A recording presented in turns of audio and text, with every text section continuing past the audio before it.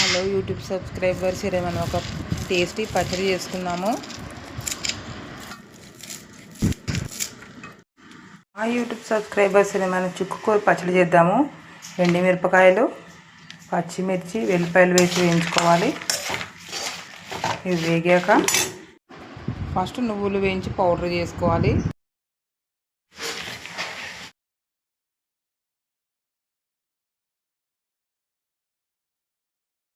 మిర్చిని కొంచెం golden brown వచ్చే వరకు ఫ్రై చేసుకోవాలి.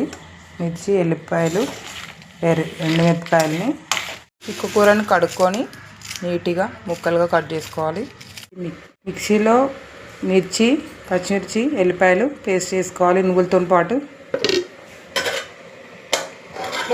చిక్కుకూరని ముక్కుల్లో ఆయిల్ వేసి కొంచెం ఫ్రై చేసుకోవాలి.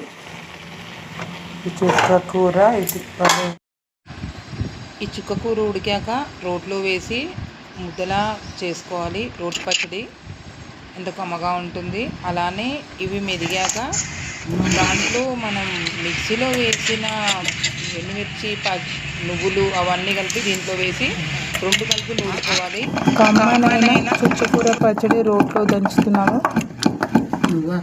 ఈ తరంలో దంచవేమి నత్త కూతురా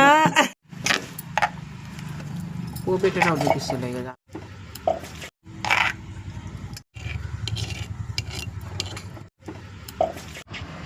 పోపు గురించి ఆ గిన్నెలో ఆయిల్ వేయాలి.